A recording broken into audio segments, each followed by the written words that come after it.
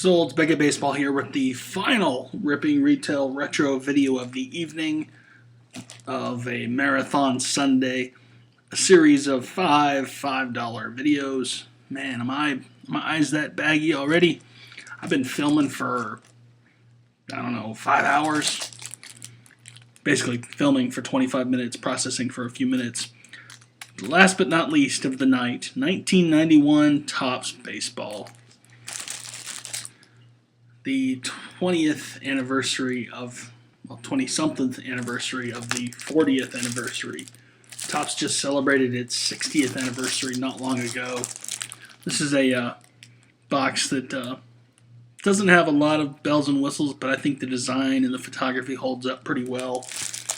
The really some strong images that weren't the norm for the era for Topps. They kind of started to pick up the game a little bit before they went to all-white cardboard the following year. And this is actually the last year of bubblegum included, or at least regularly. They had done it every year up until now. And this is a box that does include box bottom cards. You can tell I've talked a little bit today.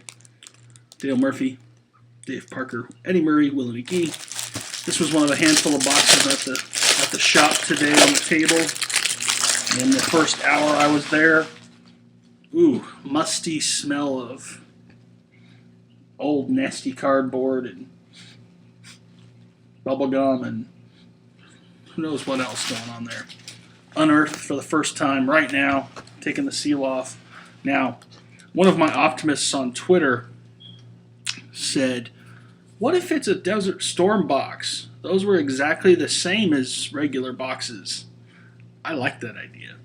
That would turn $5 into $5,000. And we'll see. I doubt that happened. But, I'd let it happen to me. Let me dig these out of here for, some speed. And also not to mangle some cards. This box was factory sealed, obviously, with the overwrap. But with old wax packs, the one thing that you got to look for when there aren't overwraps is the consistency of the folds. These corner folds, the opposite side, the triangles, should be pretty consistent, pretty clean, and these are. You'll also see the way the roller marks. I'm no expert in this, but the way the heat roller goes across the back of the pack to seal it is very consistent. These packs are just tightly folded, very impressive. And as part of my 5th Ripping Retail Retro video of the day, I said I'd give some shout-outs to tweeters while I recorded. Good old Tony Williams at Tony_GoBigBlue. He was taking credit for my Rippin' Retail Retro videos at the shop or something. Don't buy that at all, sir. But anyway, he also hopes I get a Gem Mint 10 rookie card of Chipper Jones. I could deal with that. The B-Man puts the over-under of Oil Ken Boyd cards at 4, and he's taking the over. Doubt that's going to happen. Wow, this is clean stuff here. Fresh. And oddly, very little wax stainage on this first card. The bubblegum is perfectly intact, although it is attached to this back card. Did not leave a stain. Here comes the moment of truth, whether there's a Desert Storm logo on the front of these cards, and there's not. Bummer. So instead of being the $5,000 box, it's a $5 box. Can't do it. I know you want me to, but Topps instant win game. If I have an X number, I'm an instant winner. Yada, yada, yada. Boom. Anyway, the first card on the top of the first pack is a pretty strong one, at least for the time. Wow, these are razor sharp. Whew. This one is going in a penny sleeve. Watch I mangle it putting it in before I even show it to you. Let's see if I can do this without destroying a card. We'll try the other direction. This thing is very clean. Very, very clean. Frank Thomas. Boom. I've pulled some very clean cards today. I hope I don't preach that too much, but vintage wax, if you want to call this vintage, untouched wax is the best place for you to find clean cards. And that's a prime example of it right there. Now I'm only going to show the biggest names because there's a lot of cards, 36 packs, lots of stuff in here. These are so clean, it's not even funny. Scott Erickson. They obviously haven't been banged around much at all. Here's a Craig Biggio for all you Astros fans out there. These packs are very clean. You could tell this the collector who had this massive stash that they sold to the card shop basically stored the stuff away for a long time and didn't buy a lot of secondhand stuff. Probably ordered, I don't know if it was a dealer or not, but could have potentially ordered straight from the companies because these things are crisp and clean. The boxes are not mangled. The cards look just as clean. Show that one here. And they're not warped either. These are perfectly flat. Back to back in the pack. Alan Trammell, base card and an all-star card. Now granted, 91 Topps is pretty basic stuff, but I just like the cleanliness of the design. There are several errors and variations, as I've said a few times today. You know, even the gum sticking to the cards is not ruining the card, and the wax stains, they're barely noticeable. So these are, I'm getting lucky here. This is a back that should have a wax stain on it. There's barely any wax. It's you can feel it, but you don't actually see it. So these are very, very clean. Keith Miller, my buddy from Archives. Oops, and I fumbled. Jose Offerman, future star. So they say. Greg Brock, and now I'm going to start picking up the pace here. Harold Reynolds, George Brett, Kelly Gruber, All-Star. And of course, 3 packs into a 36-pack break, and my foot's starting to fall asleep. Typical. Instant win game cards are all over the place in this one. Let's see if I can identify some variations while we're at it. Ben McDonald, Andres Galarraga. This was a card I always liked back in the day. Robin Ventura wearing the 1919-ish White Sox uniform. Back in the day, those were fun kind of cards. They stood out. Trivial things meant more value at times, more interest, more demand. Ken Griffey Sr. as a Mariner. I think that's one of his final Major League cards, if I'm not mistaken. A Ronnie Walden. A very clean, it's got a card Z or two. Nolan Ryan. It's got one divot that's down and one divot that's kind of poking up. But these are some of the cleanest 91 Topps I've seen in a long time. I've busted some factory sets a couple years ago. Or actually just one factory set. And those cards did not look as clean as these do, which is weird because they aren't really, touched either. Look at that. There's no bubblegum stain there, and the wax stain nowhere to be found. That's quite crazy. I don't recall that being the norm at all in the 80s and 90s. Here's a big one back in the day. Travis Fryman. Some of you probably laugh at that, but it was true. Ricky Henderson. Oddly, look at that, Ricky Henderson again. Boom. Jared Pierce, a.k.a. at Sean Percy. This is your shout out. Slightly off center, but that is a nice card too. Normally with some of these older boxes, they when they get stacked over time, the pressure and the heat and stuff can lead to warped cards. Not any of these packs so far. They're all perfectly flat. Not warped at all, which is sometimes happens with heat and storage. Even gum sticking to the front didn't really hurt that card. But they are firm. Tom O'Malley. Otis, my man, Otis Nixon. Sammy Sosa card. Very clean, very sharp. I did it in here's another Frank Thomas card. This one's got a card zit, kind of a couple of them popping up just slightly there. These are some clean cards. You don't normally think of wax as, at least 80s wax, at least I don't, as the place for, I mean you can, but it's not consistent. Sometimes you'll have wax that's really rough and just rough and tumble and just brutal. Like actually this is a little slightly more warped than some of the others.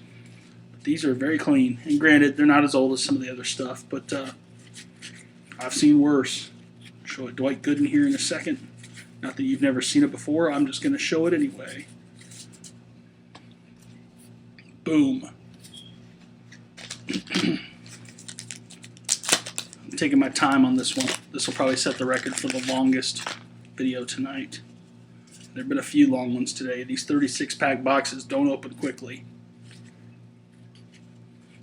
I'll hold off on showing the Rafael Palmeiro. The Dale Murphy I'll hold off on too. Mike Jackson, BJ Surhoff. There's a nice one though. 2 highlight cards in this pack. Wade Boggs with a great photo. This is a nice card that would look really, really, really nice autographed. Very clean. And a Ken Griffey Jr. All-Star card. And again, I hate to sound like like I'm beating a horse here, but these are nice. Now they're not super expensive, but again, it's all a matter of interest. Carlton Fisk, Cal Ripken Jr. Of course, Grady when it comes to registries, which the Beckett registry is relatively new.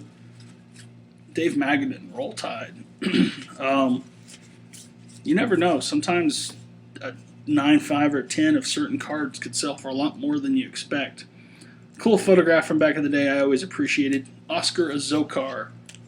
I'm sure that's because he's a Yankee. He never really did anything, so never really panned out to much. Vincent Edward Bo Jackson. He's got a little card zit going on his leg there. Got a run of some zits here. Little divots popped up, kind of surface flaws. Darryl Strawberry All-Star card. See if hopefully I'll spot some of these errors. There's a bunch of weird errors in this one with striping issues and just weird little variations. I've got one of my Facebook Chatter Up regulars, Chatter Up every Wednesday night, Beckett Media, or let's see, Facebook.com/Beckett Media LLC, 8:30 Central Time, every Wednesday. Chatter Up. Mark McGuire, one of my regulars from that. His Twitter name is so long. At the Yard Sale King. That's not what his display name shows. But anyway, there's your shout out as I record here. I really wish I could win the Topps instant win game. One grand prize of all 40 years of Topps baseball card sets. Approximate retail value of $125,000. Be nice. Odds of winning an original baseball card from a past Topps set, 1 in 1,000. I don't know if they were issued in the packs. I think they were. Or whether they were redemptions like those instant win cards. We'll see when I pull one. Ryan Sandberg, record breaker. You should see the stack of wrappers on my floor. It's insanity. 6 boxes later. 36 plus packs per box. These are just the wax. The lack of wax stains on these is just amazing me, because they should have a nice nasty stain on the back, but you can feel it, but it looks perfectly fine. Which means all you gotta do is rub your finger across it and they're clean. I don't know if they had tried to fix that by the time 1991 rolled around, but Even the gum sticking, there's a little bit of extra residue there on that one, but you wouldn't be able to tell. Mike Moore, Bill Baith, Jeff Ennis, Norm Charlton, Greg Jeffries. There's a nice card. I'll show that one off here in a second. One's nice because of the photo. One's a solid player destined for Cooperstown. Tom Glavine. There's a good photograph. Kirk Gibson. That's a nice looking card. Perfect color palette. That's just nice. Actually, the condition is very nice as well. I haven't done enough grading, but some of the stuff I've pulled today, I think I will try to play the grading game and see how it comes out. Because again, old school wax. Sometimes that's where you'll find stuff that's not destroyed. Lee Smith. I think there was an error on that card if I'm not mistaken. Cal Daniels. Here's a nice one. First I want to show this Lee Smith. This is one of the dangers of old wax. See the nice diamond cut on this bad boy? Look at the border versus the white. Or the frame of the photo versus the white. It's shorter here, longer over here. So it's not always going to be perfect in the old school wax. Here's a nice one though. Roger Clemens. Shout out to DL Karst on the Twitters. Dan Karstens. Ooh, look at that. That's a trip. Loaded box, 1 in 1,000 packs, a 1970 Topps Gary Sutherland card. Card number 632. That's pretty much a high number. That's a trip. I always joked that I didn't know if they were in there. Wow. How about that? I never pulled many of those or any of those back in the day. That is crazy. Craig Biggio again. At the end of a long day of ripping some wax, that is quite the odd surprise. And I think I'm going to have to tweet something real fast. So hold on here for a second.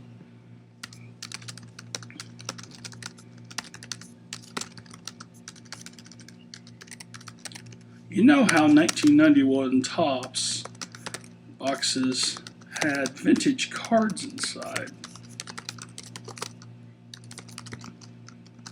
Watch Ripping Retail Retro a bit later.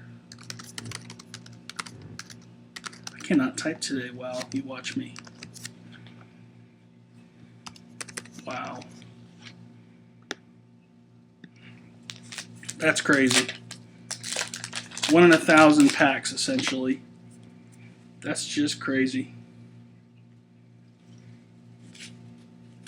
Walt Weiss. I think I pulled a buyback once from a Topps Traded box years ago. And it turned out to be a buyback of an 87 Topps card, which was kind of stupid. But 1970 high number, think about that. That card's been sitting in a pack for 20-something years, and it's the only one. They did one of each card, so they said, in packs. Wow. Weird. Crazy. Ozzie Canseco. These days, those probably would have been stamped as like one of ones. That was a trip. Bob Welch. Bill Pacoda for all you stat heads out there. Let me get my columns correct so I can see the shout out people again. All right.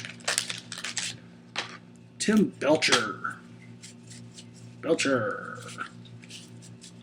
know why I said that. I just did. Mackie Hatcher, Shane Andrews, Felix Jose, Cecil Fielder. His 51 homer season being highlighted there. Dante Bichette. Hope I find some errors here. Ouch. Foot's falling asleep, so I'm trying to like move it around, sit kind of on it, and it's not really helping. Unreal. A 1970 Topps card in a 1991 pack. Caught on camera. This pack has all kinds of flipped around cards.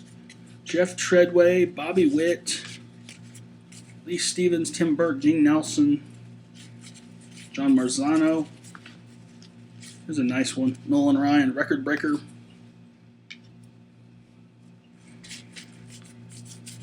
Jerome Walton, Ellis Burks.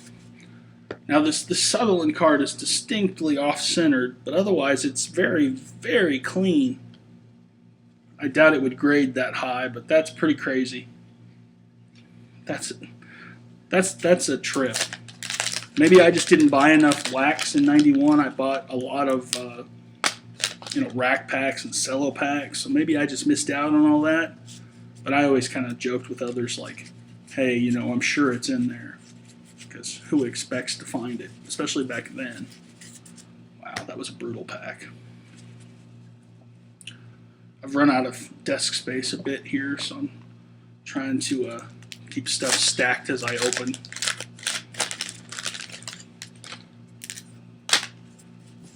This was a $5 box. I'm saying for the fun factor, it's already paid its bills. That was just I know it's a common, but that was surprising. And of course,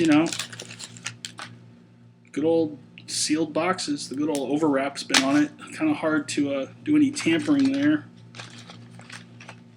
Looks like the gum stained the inside of the paper a bit on these packs, but not of the actual cards themselves. How about that? Lenny Dykstra, Brian McRae, Mickey Morandini, Barry Bonds, back when he was skinny. Next pack. 36 packs. I think it was 792 cards still back in this time frame. You have 15 cards per pack, 36 packs. You do the math, you should get pretty close to probably 3/4 of the set. Another Kirk Gibson. Then again, take that back. The collation's a little streaky, not like Pro Set bad or anything where I've gotten 5 of one card, but I've seen a couple of cards a couple times. Matt Noakes, for my Twitter follower at Mac Noakes, once again. Tino Martinez. Sammy Sosa again. So maybe you'll get half the set out of a box. Mel Stottlemyre Jr. You get this stack of paper and bubblegum off the table here onto my mountain of wrappers that I'll have to clean up later. Bob Welch again. Dave Justice, haven't seen him today. A little off-centered, but otherwise clean and firm card there. Oh, this chair it's wearing on me. I've been glued to it for a while now. Card was the gum was stuck to the front of this card, but you really can't tell. There is a slight crease in the card from elsewhere, not related to the gum. How about another Ozzie Canseco card? Another Jamie Moyer. Seen him a couple times. I have not run across any of the obvious error and variation cards. Keith Comstock is one. Wes Chamberlain is another. There's a few others, but those are the two really cool ones where there's just blatantly different. A lot of other smaller variations with text blurbs and things like that. My second Carl Everett rookie card.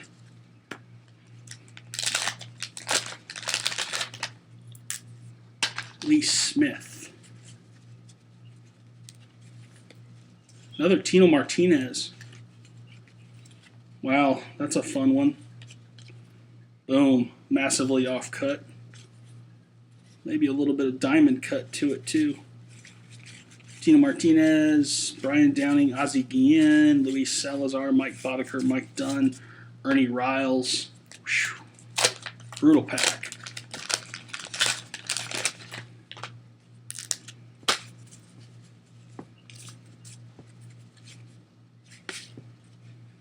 Bipped.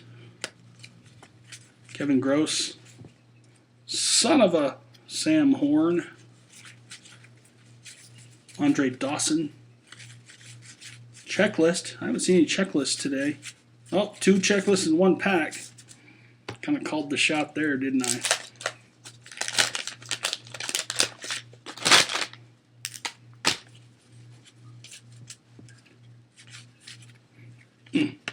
The Smell of Funky cardboard. Roberto Alomar. Don Mattingly with a slight centering problem top to bottom. Otherwise, very clean. Here's a guy I've briefly collected just for fun back in the day. Alex Cole. Frank Robinson manager card. Bobby Thigpen. Larry Walker. Boom. Haven't seen Canseco. Haven't seen Chipper Jones. Come on, Chipper, where you at? But right on cue, a Mike Gallego appearance. Not that that matters. Code cards are consistent. Jeff Houston, right there on cue. Jose Canseco, very sharp, just off-centered. Mike Gallego, right near him. Good old Fred McGriff. Boom. Zane Smith, Pat Borders, Ozzie Smith, Eddie Murray All-Star card. Granted, 91 tops. It's not an expensive brand. But you know what? The surprises of old wax, whether it's crazy collation or just weird cards that you haven't noticed before, printing errors, you can get wrong backs pretty easily sometimes. Bobby Cox. I don't know if he has manager cards, but I haven't seen that many lately in some of the stuff I've opened. Here's Wes Chamberlain. This is definitely the corrected card, if I'm not mistaken. I could be wrong, but I'm 90% sure that's the one. His error card actually shows the wrong player completely. Totally different photograph. I like those kind of dramatic differences on errors and variations. Those are fun. Paul Gibson. Go open some 89 score if you want some other fun errors. George Kenneth Griffey Jr. Nicely centered. A little bit of a nick on an edge there, but otherwise pretty clean. Luis Polonia, Dave Ward. There we go. Larry Wayne Chipper Jones. Slightly off-centered, so I'm not going to get a 10 this time around. 3 packs to go. Unreal. A vintage card, 1970 Topps card inside of a 91 Topps pack. Weirder things have happened in Boxbusters / Rippin' Retail videos, but this one's nice for me. Tony Gwynn. Kevin Moss, record breaker. Yeah. Tim Costo. Mark Grace. I don't recall ever pulling this card back in the day. That's a nice, clean specimen there. That could be a 9.95. If I were a grader, right? I'm not. Sure, Darth Grader will find all kinds of flaws with the stuff I've thought about sending into him. Almost 30 minutes, 2 packs to go. I think it was that tweeting delay. Eddie Whitson. The esteemed Benito Santiago. It's a fun card. Carlos Baerga, a favorite of mine back in the day, although his 91 Topps card was probably not high on my list. Ryan Sandberg All-Star again, Edgar Martinez, and the final pack. Will I have any more surprises? Another Chipper maybe? Bud Black on the back.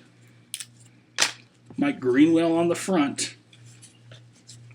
Greenwell, Mark Carrion, Kent Anderson, good old Kevin Moss, baby. Put that one to the side. Jeff Schaefer, Manny Lee, Carney Lansford, checklist number 3, Casey Candale, Roy Smith, Chuck Finley All-Star, Mike Walker, R.J. Reynolds, Bud Black, and a Hall of Famer, Barry Larkin. Very nice. Overall, that's a clean, just very consistent, clean set that's held up over time. For me, this kind of a break is definitely worth $5. Yes, I could have probably bought a factory set for a little more, but the the fun of just ripping it through and seeing what you find, seeing how much you find, if you find dupes of a good card or not. And the last thing I would have expected, I did find. So crazy, so weird. Didn't even realize they did it. I mean, I knew they did it because the rapper said so, but I've never seen them in person. 1970, high number, out of a 91 Topps box. Wow. 30 minutes, something later. That was 1991 Topps. Tell me what you think in the comments. Tell me what you think of the buybacks. Pretty cool, isn't it? I beat the odds, 1 in 1,000. Who knew? Anyway, until next time, Chris Olds, Beckett Baseball. Just keep ripping.